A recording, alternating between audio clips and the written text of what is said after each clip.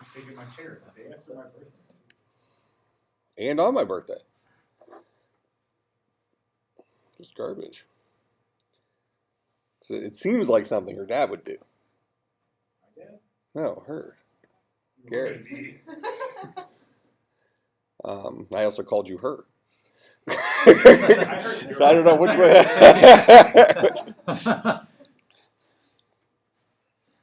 All right. Where did we leave off last time? I know we were talking about internet stuff, talked about communication links, fiber, copper, radio thing, satellite crap. We were talking about kind of speed of internet connections, what's considered good. We ended on our, sit down on the couch, chat about. Yeah, that's right. Yeah, we had our after hours net neutrality stuff. Okay, so remind me, what is bandwidth as it relates to we'll talk about it in terms of our internet connections. What's bandwidth? Kind of two ways we measure our internet connections. Bandwidth is one of them. The other one is something called latency. So what's bandwidth? I think we used the Patriarch as our example. Didn't you say you had 30 megabit per second download last time? That was this conversation, right? Yep. All right, so then we did some of the math on that, what that actually equals in terms of megabytes per second, right? Well, so what is bandwidth? If somebody were to ask you on a quiz soon what bandwidth is, what might you say? Go ahead. It's like the maximum speed at which you can download or upload a file. Okay. Yep. So it's the speed of uploading and downloading. Okay. What do you think latency is? The other measurement. It's kind of what we were talking about last time. Is when you say I have good internet, what does that mean? Go ahead. So you have low latency. The lower the numbers, the better. I don't know if it's measured between 0 and 100, but is it related to ping? Well, it actually is very much related to ping. But what does it imply? Typically, it's measured in something called milliseconds. It's an amount of time. Go ahead. The amount of time the data takes to move from your computer to wherever you're linking to. Okay, so it's the round trip time of the connection between your computer and your destination. So if you're playing video games, a lot of times first-person shooters are kind of elitists when it comes to latency. I assume they still do this, but years ago there was a game, I think it still exists, but a game called Counter-Strike. And certain games were created. You had to have a certain latency in order for you to even be allowed to play the game. That way, everybody was on an even playing field. So your latency had to be below 100 milliseconds or something like that. Counter-Strike, I kind of remember saying like CAS latency, CAS latency. Does that mean anything? CAS latency. CAS latency. Well, the CAS doesn't mean anything to me, at least not that's popping into my head. But the idea is it's when you issue a request from your machine, and that has to use your upload bandwidth to go out and hit whatever server you're hitting, and then it uses your download bandwidth to pull the answer back. The round trip time of that is the latency. So typically, if you're playing a video game, even a real-time video game, something like 200 or 300 millisecond latency is considered acceptable. Typically, you'll have lower than that, but that's considered acceptable. You start getting into 3,000 millisecond latency. All of a sudden, you say, "I'm going to do something on the screen," and 3 seconds later, it actually happens. That becomes less acceptable. Okay, so you mentioned that you have satellite internet, right? So his latency is not going to be, in many cases, acceptable for a lot of online games. It's like radio tower. Okay, so it's wireless, so it's fine. It's fine. Yeah. So that's different. It's basically you basically have Wi-Fi. Yeah. You're on a Wi-Fi infrastructure. But people who have satellite-based internet connections are actually going into space. With something that looks like a DirecTV dish or a Dish Network dish. So not like high-powered microwaves that can maintain a fast connection. A lot of times you will have 3,000 to 5,000 millisecond ping. So things like games and stuff like that aren't really playable. But web browsing's fine. You go to download a 1 gigabyte file, it takes 3 or 4 seconds for the file to start downloading, but then it'll maintain a speed once it's going. So it's almost like buffering, if you will. Okay, so those are our kind of communication links, and bandwidth is kind of how we measure the speed across those links. Latency, which I'm sure will show up in a future slide, deals with the round trip time of those things. Then we have something called packet switches. Packets are just chunks of data. So as data is traveling around the internet, if we think of these communication links as highways, our packets are our cars. Okay, they're flying down the interstate and they have the information in them. Okay, so a lot of what we're going to talk about in here is something called packet switched networks. And some of the components for doing these things are things called routers and switches. Anybody in here know, who has never heard of a router or a switch? We all at least heard those words? What's the difference? Go ahead. Yeah, what's the difference between a router and a switch? A router is like if you're trying to go to a different network that's not on yours, and the switch is just like a LAN network. Right? Okay. Like you're not trying to jump. Okay, so a router is the wall that sits between a local network and another network. Okay, and what's a switch? It's like the ones that connect like our networks. Okay, so a switch creates the pool of bandwidth that involves a local network. A lot of times networks are, a whole collection of routers with a bunch of switches, with another router with a bunch of switches, with another router with a bunch of switches that kind of siphon off various networks. But a switch is a communication channel, where a router, sometimes these are called firewalls. Probably heard that before. That all happens at the router. It's the last line of defense between your entire internal network. So here on campus, our main router, sometimes it's called an edge router, would be our last line of defense between whatever's happening off campus and here. So when we get a denial of service attack or something like that here on campus, a lot of times what's being attacked is our edge router. And the reason why, the thing that we complain about is what happens. The internet goes down, right? The internet goes down, and why is that? Well, it's because our edge router, which is in charge of letting data out and letting data in to our network, so that means all internet requests ultimately are going to have to go through that router to make the request out, and then have the request come back. In terms of latency, the latency goes to infinity, right? Or at least long enough that your browser times out, because what happens is your request is trying to get out of the network and it's not able to. And as we talk more about packet switch networks and specifically Ethernet and TCP/IP, we'll understand that denial of service has more to do. It's not just that it's overwhelming our equipment. It's also creating a whole bunch of traffic on these communication links.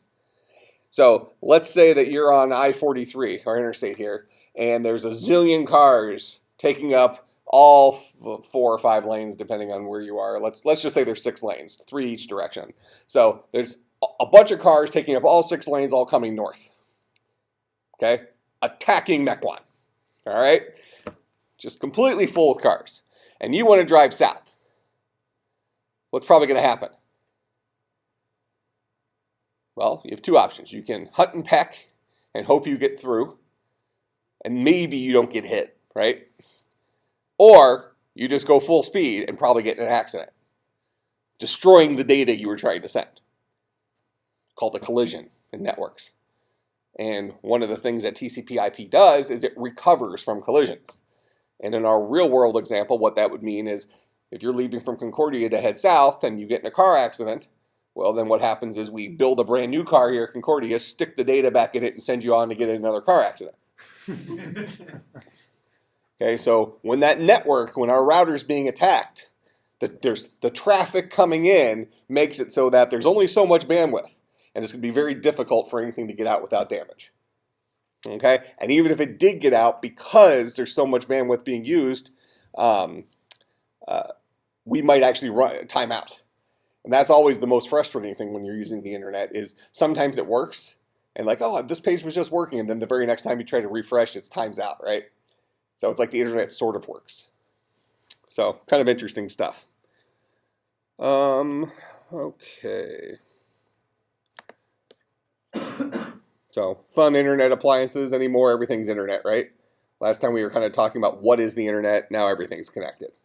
So anymore, this idea of what's considered to be an end node or an edge on a network is very fuzzy. Before it was just computers, and before it was just desktops, and it was desktops and laptops, maybe through Wi-Fi. Now it's our phones, still kind of computers. But now when you start throwing toasters and crap like that in there, kind of anything's fair game.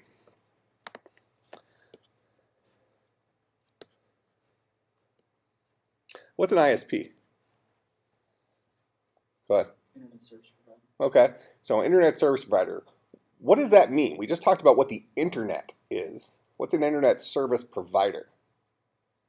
Could be like DSL or Time Warner Cable, basically someone who's going to give you internet access or the ability to access the internet. Okay, but if we piece that apart a little bit, in terms of a couple of slides ago, DSL is offered through copper. So DSL is a copper wire. So that's the communication link between you and AT&T if you're locally. Depending on the coaxial, the cable company, it might be copper, might also be fiber. Depends on the who they are. Well, so that's the communication link. So Time Warner and AT&T, would we say they're internet service providers? We would. That's who we go and buy our internet from, right? They're providing a network for us that has communication links, and that's what we're sending our requests and downloading our responses on. But what specifically makes them a service provider? They have to actually provide us with the internet, the service that is the internet. And we talked last time about what that internet really means. We have some expectations about the internet, web browsing, email, that kind of crap, doing internet-y things. So how do they become a service provider, an internet service provider?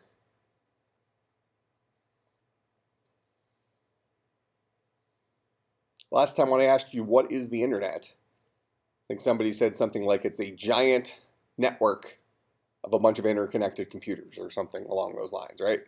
So we have a zillion computers all over the world and they're all linked to each other in some interesting way so that your end computer can now reach some computer over in Russia. Right? So what does it mean, if we consider that, what does it mean for AT&T or Time Warner to be an internet service provider? They're providing you with the internet. So they're providing you with a link to get onto that global network. When you plug your cable modem or your DSL modem, which is actually saying DSL modem is kind of it's redundant. It's not even redundant. It's just incorrect. When we talk about dial-up modems, remind me of that, because it's a DSL machine, but it shouldn't be called a modem. We just called it modem so people knew what it meant or knew what it did. In any case, what was I just saying? Just making fun of modems. I'm going to get stuck on that. All right, here's the deal. with dial-up modems. So any of you ever had dial-up internet? Remember when you dial in, you hear all the beeping?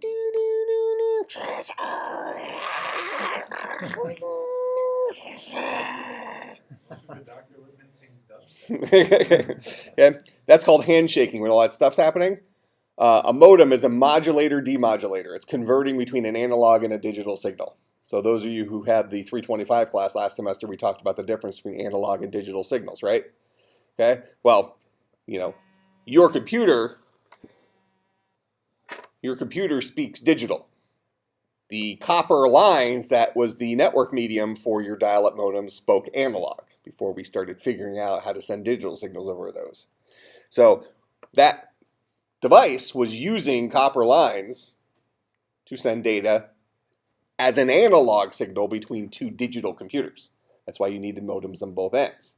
So the modems would talk to each other, and they would figure out the fastest speed that they can communicate with each other, the handshaking portion, the fastest speed that they can communicate with each other without screwing up. Okay, because this was before TCP/IP, which fixed screw-ups. So basically, we were reliant on them going slow enough that they wouldn't make a mistake, kind of like surgery. All right, you don't get to rewind. So the idea there was, that's what this modem was for, is to convert between those two. Well, DSL is a digital subscriber line. It uses the same lines that dial-up modems used to use, but it doesn't send an analog signal over them. It sends a digital signal over that copper. Well, so there's no conversion needed. It doesn't have to convert between analog and digital. It's converting between digital and digital, which is useless. So it's not a modem. It's a piece of equipment that connects you to their network so that they can charge you, right? I mean, everything is, all those boxes they put in your house, it's all about being able to charge you. They could just put an Ethernet port in the wall and just say, oh, plug into this. And they lose their endpoint where they can turn crap off in your house and say, give us more money. All right, so in any case, being an internet service provider means that they will, if you give them money, typically, they will put you on this global network called the internet. And that could mean a couple of different things. Sometimes they give you a real IP address, sometimes they give you a static IP address, and we'll talk more about that in terms of what the difference is. A real IP address, which is probably a static IP address, or they give you a dynamic real IP address, or they might give you a non-routable internal IP address. A couple different things they can do, but one way or another, you're ultimately now on the internet. Okay, and you're paying for your ticket. That's what you pay Time Warner or AT&T for. Okay, now the reality is, because of that, if they're the center point, so if you, how many of you use Time Warner here in town? Okay, a couple of you. I use Time Warner at my house. So we all pay Time Warner for our cable modems.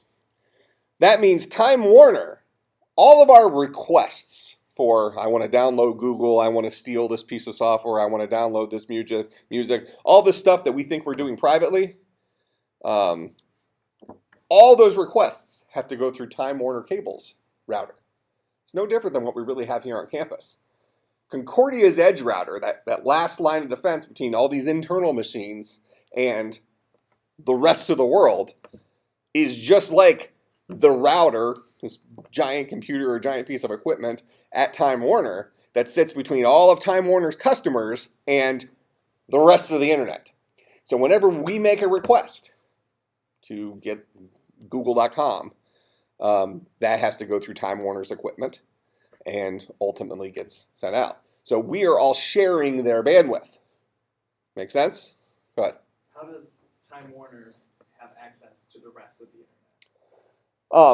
Well, that's a good question. Time Warner has to have their own internet service provider, okay? Which is probably going to be something with the FCC, communication network. So regionally, we have cluster networks that are set up, and somebody's got to be in charge of those. So the FCC is going to handle multiple regions in the United States. Then other countries have their own version that we build microwaves between those to link those up. So Time Warner is part of the Midwest's regional network, which actually has a hub in Chicago. So all those things go through Chicago. Time Warner probably has some sort of federal fee they have to pay to utilize those network lines. They have to pay their tax or whatever to be part of that. So they're paying X, they're turning around, and if they have 10,000 customers and they pay $10,000, let's say, they're splitting those 10,000 their cost across those 10,000 customers, probably for a profit, right? So they pay 10,000, they're going to charge each of their 10,000 customers $30. That's where they make their money in the middle, so that they can go and do other stuff. But ultimately, all these machines, if you think about the early days of the internet, it started off as just two machines, two computers connected to each other. The internet was actually kind of born here in the United States through a bunch of university networks. So a bunch of researchers at several different universities, including University of Illinois, Urbana-Champaign, through NCSA, National Center for Supercomputing Applications. For some research projects, they created a data representation language that we call HTML. so they can send data back and forth.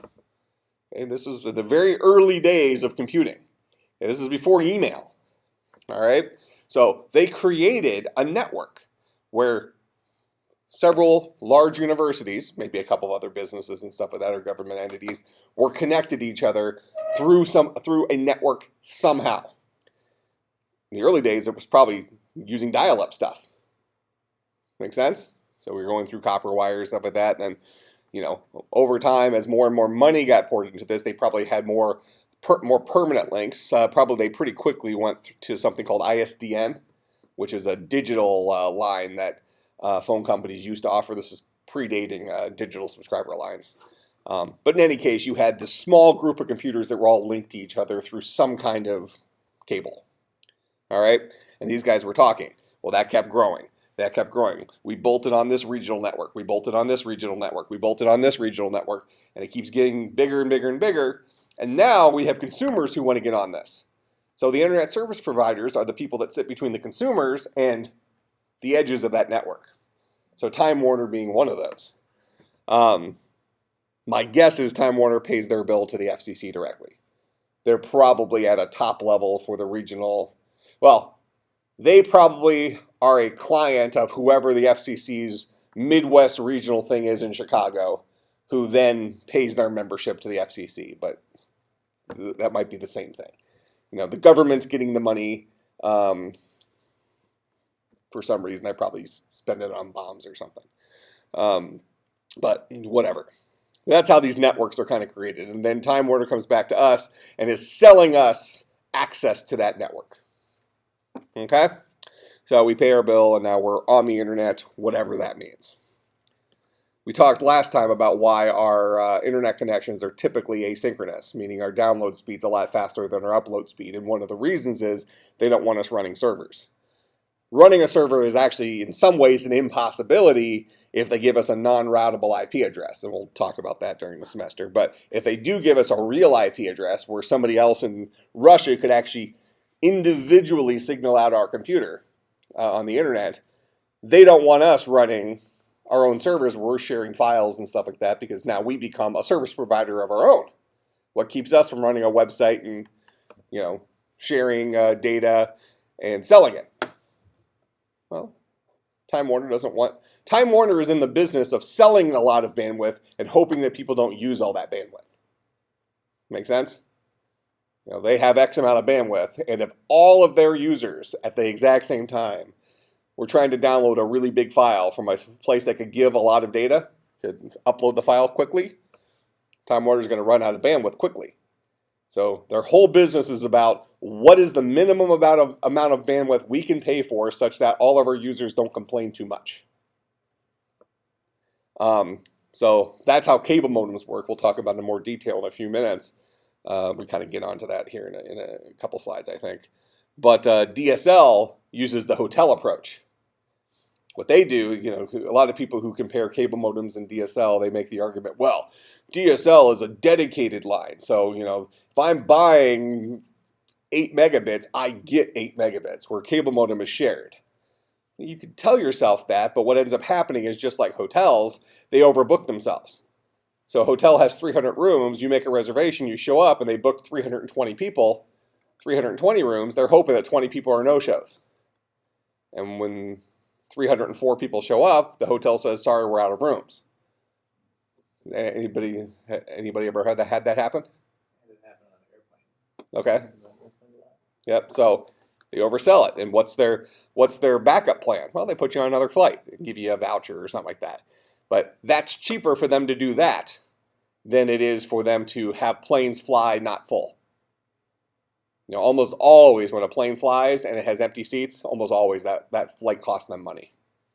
The margin on a plane is actually pretty small. And we still complain about the cost of airplane tickets. But gas, right now, actually, airplane's probably about as profitable as it's going to ever be, given the price of gas being fairly low. But whatever. Like that flight the guy had from Cleveland to New York was one guy on. Yeah, that probably cost the airline like $50,000 in lost revenue. If they flew one guy, they would have been better off just canceling a flight and saying, I'm sorry. giving a year's worth of travel or something.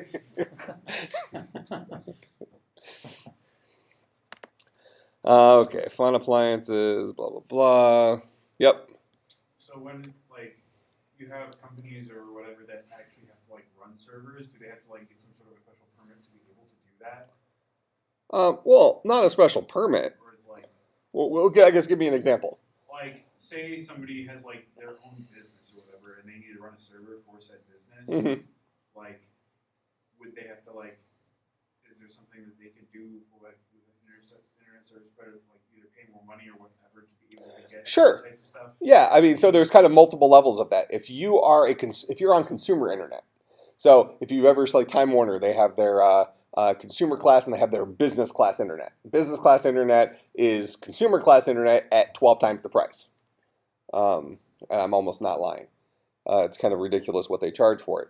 But the difference is that if you have if your address is zoned commercial, meaning it's zoned for a business, they price gouge you. And part of that is so they can keep their consumer prices low.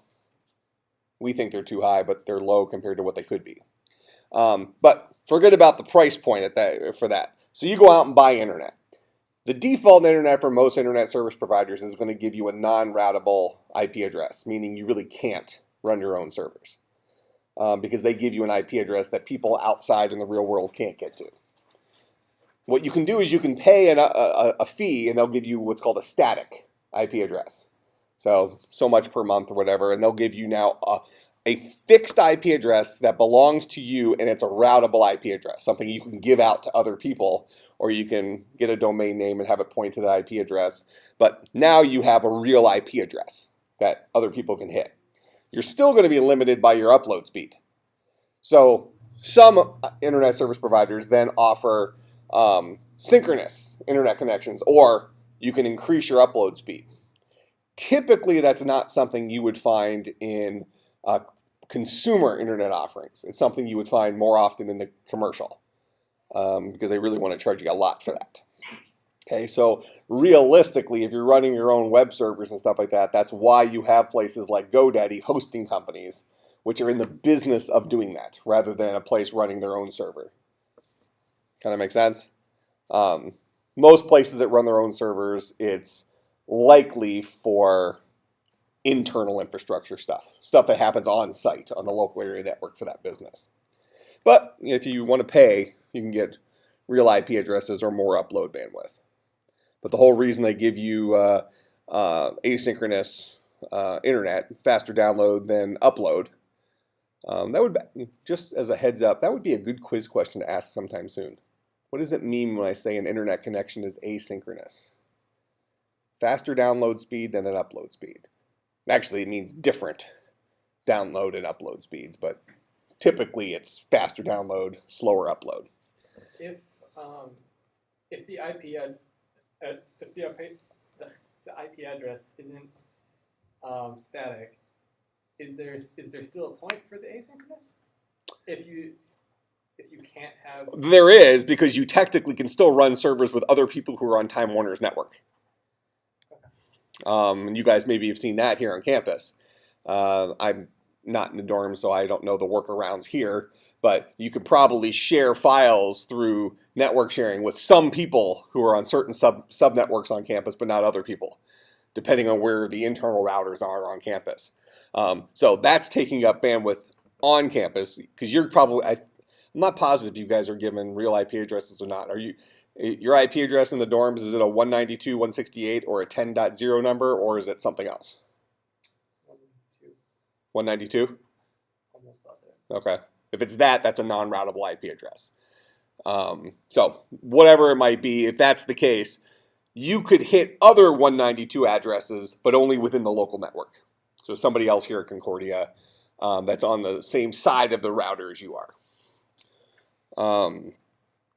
So, you could still be abused is the punchline there. And it's actually why a lot of our modern day technologies, you open a connection out. So for instance, like I know a lot of students complain here on campus that things like Xbox Live and the PlayStation Network intermittently work or don't work, they're blocked, stuff like that. Well, you think about it, you have this Xbox. Your Xbox got a non-routable IP address, presuming it's the 192. Well, you want to play with other players on Xbox Live. When your Xbox comes online, what it does is it opens a connection out. It's requesting a connection to the Xbox Live server somewhere out in the internet. And what happens is once you open up that connection, it holds the connection open. So you open the door and then it maintains a connection so it can send data back to your computer. Does that make sense? So they can't get to you directly by your IP address, but you can open up a communication channel and then they can just hold it open and still now get back to your machine. Because the way they reach you is through that lifeline that you open the door. When I was an undergrad, University of Illinois was kind of in the early days of when campuses had networks built into the dorm rooms. Like I was in the dorm I picked was the only dorm on campus that had Ethernet in the rooms.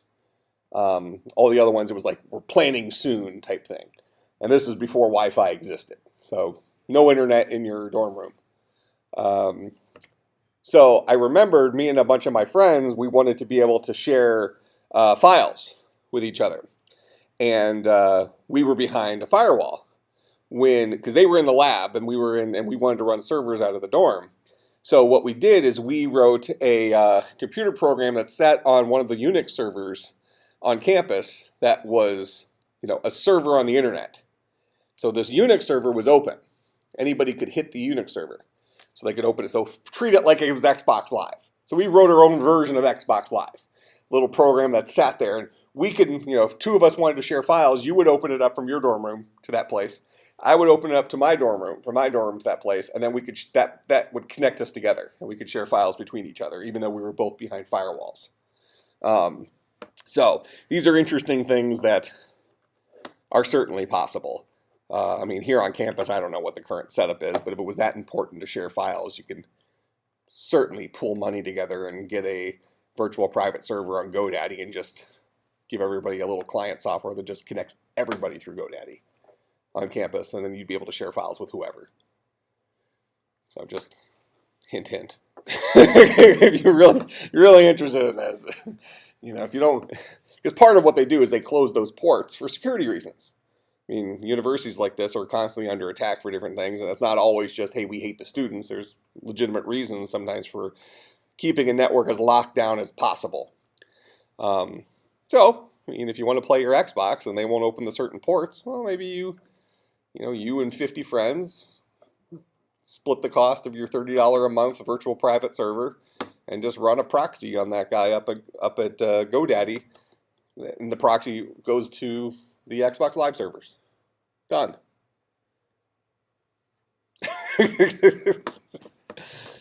These problems can be fixed. Okay, so that's what an ISP is. Protocols. I think I mentioned this a little bit last time. So this is a language for communicating between two things. So we call them languages. I'm speaking English to you now. We're communicating. Protocols are languages designed for, in our world here, network things to talk to each other.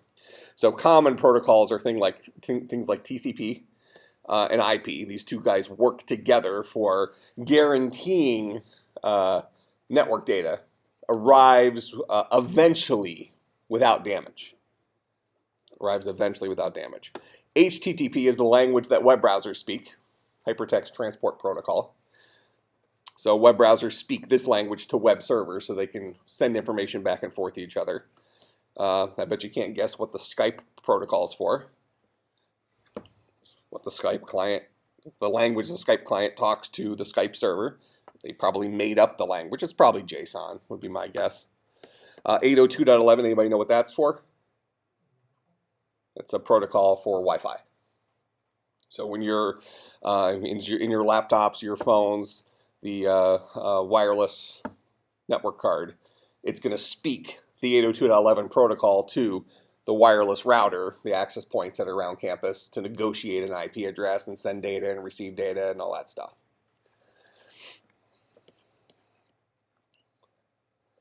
Okay, then we have internet standards, not really important stuff. we get that standards are good.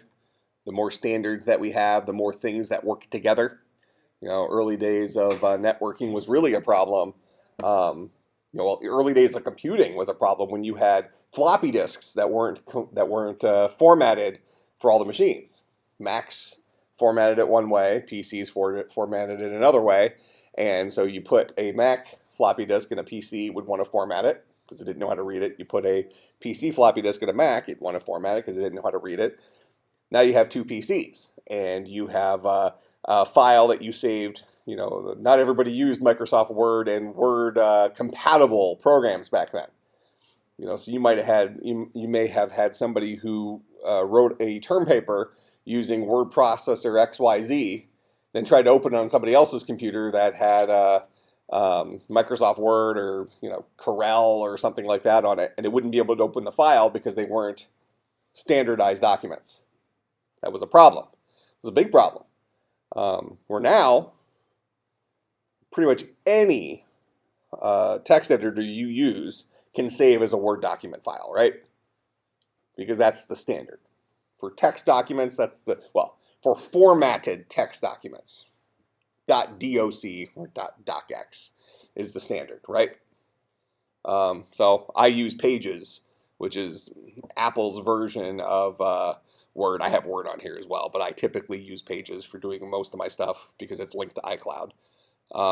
But if I'm going to send that document in an editable format to somebody, I'm going to export it as a doc because I know they'll be able to open it. If they have Pages, fine, they'll open it as a doc. If they have Word, they'll open it as a doc. If they have OpenOffice, they'll open it as a doc. No problem.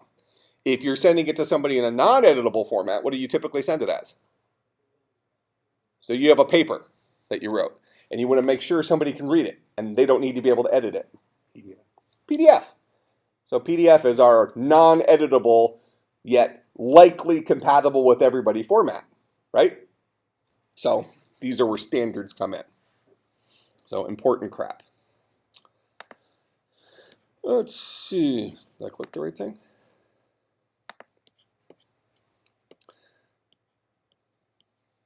Okay, so now we have infrastructure, like we talked about already today when we, this giant network that is the internet. Then we have these sub-networks like the one locally provided to us by Time Warner Cable, which then has to pass the buck to somebody else.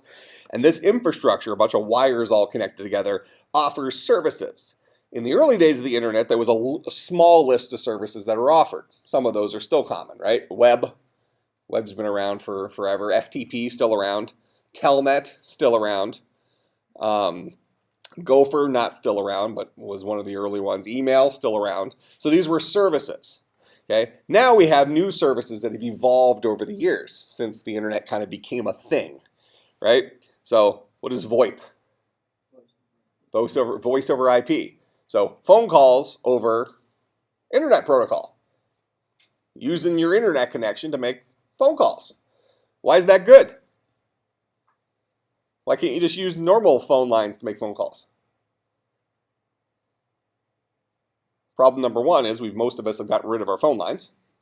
How many of you in here still have a line at home that has a dial tone? Well, you live in the sticks. That's not a surprise. Do you live in the sticks too? City? Really? Fax machine? Do you have an explanation? I don't know, it's in our basement. It's just hooked up to the wall. Just never got rid of it. Still works. Yeah. Somebody is paying like $40 a month for that. You should stop paying for that. My dad doesn't want to get rid of it. Wow. What if you just accidentally dropped a sledgehammer on it? Well, no, you're still paying for it. You need to have the phone company disconnected. The only excuse might be, is it through the phone company or is it through a cable company? Okay, she might have an excuse. She might be in a package where you get internet, cable, and phone for a fixed price, and removing phone actually costs you more money. In which case, they just give you the phone box, they give you your dial tone, and say don't use it. I was in that situation years ago when I had my TV through Time Warner as well as my internet. It was cheaper to get phone as well than to not have phone. But now I get my TV through Uverse, but my internet through Time Warner. Even if that's the case, you should probably still just destroy the fax. Just destroy the box. But in any case, though this kind of goes back to our argument when we were talking about dial-up modems a little bit. I'm sure we'll get back into it again whenever it pops up in these slides. Kind of the issue is I have kind of a lot of stuff stuck in here, and as we see slides, it all pops them. In so I assume we'll talk about modems. Otherwise, I'm sure I'll talk about them again in a tangent. So voice over IP involves this idea of dial-up modems, where in the early days, or with our telephone historical POTS, plain old telephone service, that's what POTS stands for, which is our telephone network, it would actually use analog for making phone calls.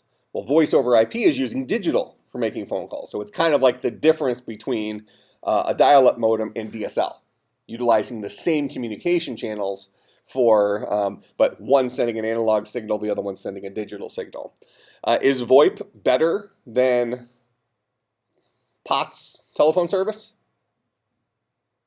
Could be. It's certainly more convenient because we're no longer we no longer have to have a physical copper line attached to the house. You know, a lot of people actually have the misinformation about cable companies that are offering a telephone service. They think they're offering it through voice over IP. The only ones that would be doing that if they're all fiber. Very rarely, most cable companies are not all fiber right now. They're still using a lot of copper coaxial cables. So what they're actually doing is instead of sending the voice calls over a traditional copper line from the POTS network, they're sending it over their own copper lines that are part of the coaxial cable network. So it's still a traditional hard line, telephone line. They're not using voice over IP. And the proof of that is if you ever have your power go out, phone lines still work. Okay, if power ever goes out in your house with your cable hard line down there, you'll still be able to make phone calls. But most of us can still make phone calls as well because we have cell phones that have batteries. Unless the cell tower's power is also down as well. They're on huge battery backups, but at some point the power runs out, right? But the point is that POTS will still work without any electricity. Okay, so VoIP, voice over IP, just a convenience for doing voice calls. Email, another service. Games, lots and lots of services. E-commerce, what does e-commerce even mean? It's a catchphrase for, it's a catch-all for what kind of stuff? Buying and selling stuff online. Yeah, buying, selling crap online. Close, you said stuff. Social networks, etc. Okay. From a service perspective, the internet also provides programming interfaces to apps. So hooks that allow us to send and receive app programs to connect to the internet. So a lot of these protocols we talk about them more recently as APIs. Okay, they have things built into them that allow us to write applications in terms of protocols that already exist. So we create our own protocols, which gets back to standards like we've talked about JSON and XML and other classes. Kind of make sense? So bottom line is internet provides all sorts of services and new services are coming out all the time. Like she mentioned, I mentioned wondering if she had a fax machine at the house. Like even then, we had a hardline telephone for a while at our house because we have a fax machine that we need for people faxing in contracts from our other businesses. And now we use a website called eFax. So we have a phone number with them, you fax it to them, I get an email with a PDF in it. That was the fax. So now we don't even need a fax machine anymore. We just need email access. So all these services are replacing old services or creating brand new services. All right. They still insist on sending fax. Using fax? A lot of actually official documents, until more recently when digital signatures kind of became an accepted standard, officially signed documents still required fax. I think you could probably get away without it now for legally binding documents. But up until even just a couple of years ago, before digitally signed documents, really think about it, over the last couple of years was the first time you really had people sending you PDFs where part of the PDF standard allowed you to sign it, digitally sign it. Before that, there wasn't really standards for it. We get out at 4, right? Still got a few minutes? Okay, good. I was thinking we were 3:55 and I was out of time. Okay. So, I already talked about protocols a little bit. Human protocols, that's us talking to each other. Network protocols, machines rather than humans. All communication activity in the internet is governed by protocols. More modern communication over the internet is governed by standardized protocols, like things that are based on JSON, things that are based on XML. So these are wrapper technologies for creating your own protocols, rather than having every single new service, every single new technology that shows up on the internet using their own internal proprietary format for talking to other applications. Becomes problematic because now you have all these proprietary things and integrating with them becomes a problem.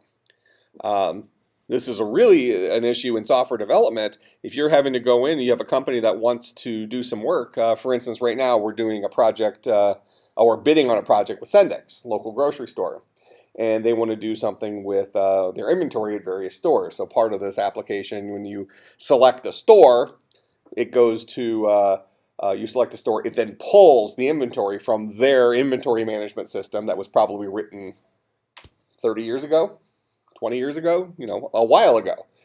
Likely before standards were really in place. And so we're at the mercy of whether or not that place has updated their stuff enough to be using a modern standard, or if we're going to have to figure out some sort of interesting way to interface with this old piece of software that's speaking a protocol that isn't standardized. Something like that. So these problems really show up, in everyday stuff in computer science.